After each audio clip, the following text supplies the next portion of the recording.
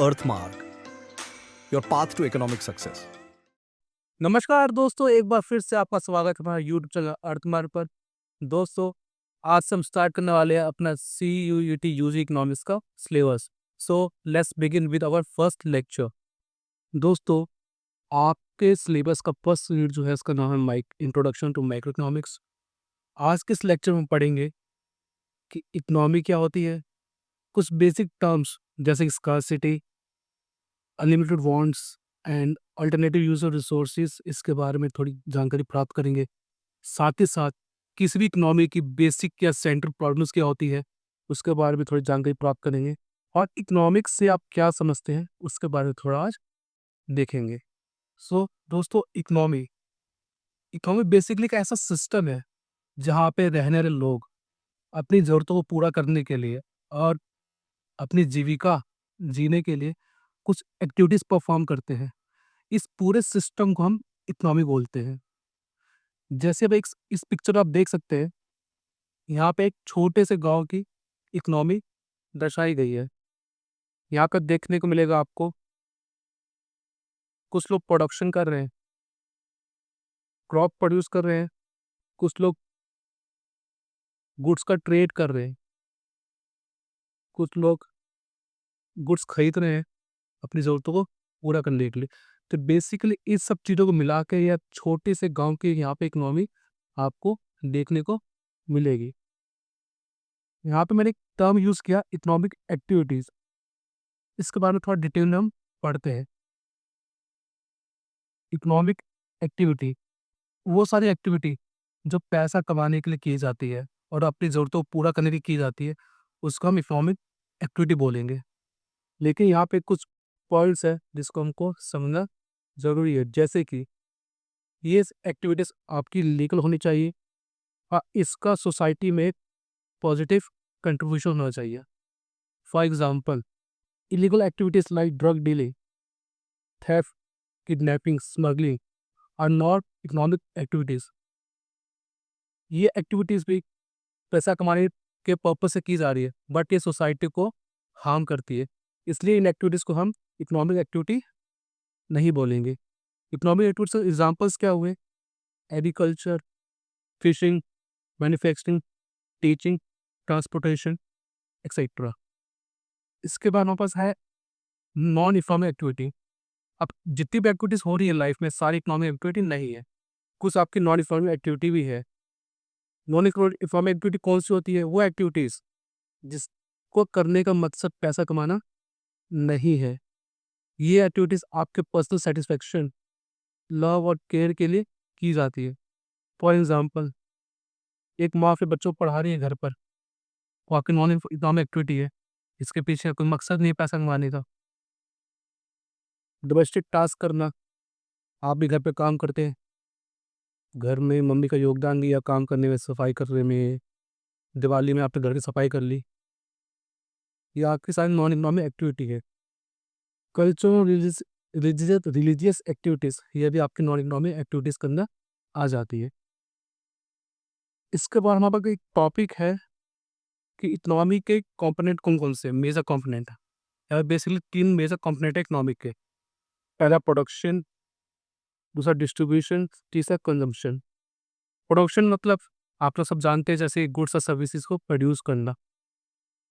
Distribution का मतलब उसी गुड्स और सर्विसेज को कंज्यूमर तक पहुंचाना। कंजम्पशन मतलब फाइनल यूज ऑफ गुड्स और प्रोड्यूस और गुड्स और सर्विसेज जो प्रोडक्शन में हुई है।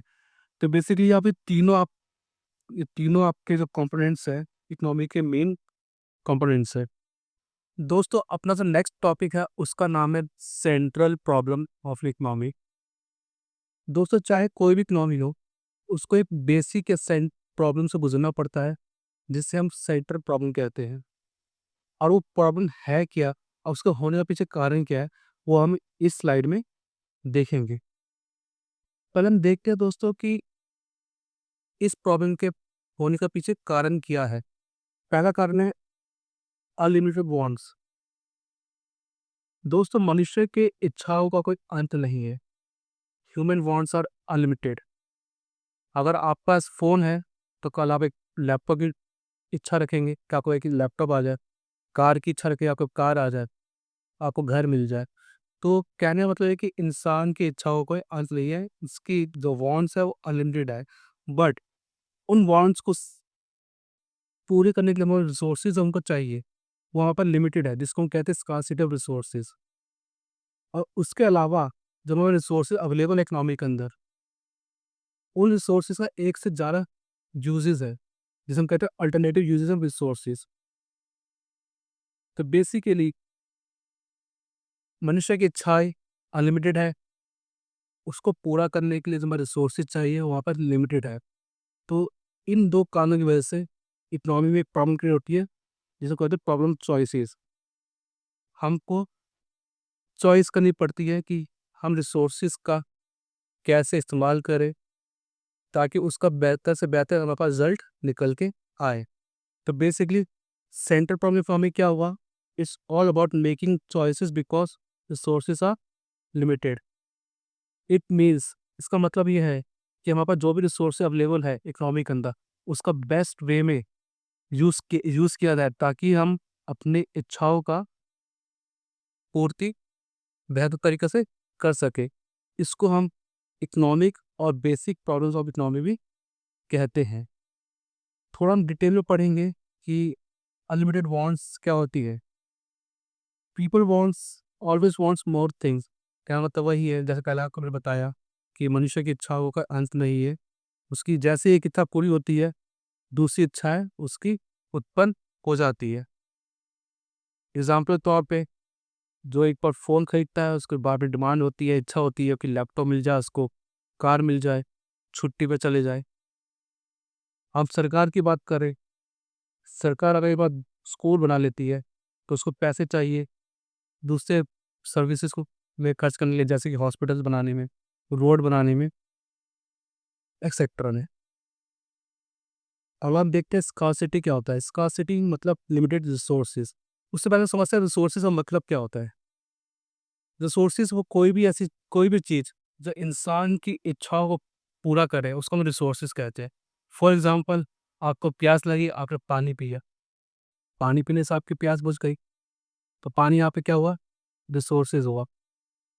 आपको घर खरीदना है, उस पर पैसे चाहिए, पैसे यहाँ पे क्या हुआ, रिसोर्सेज हुआ। उसी प्रकार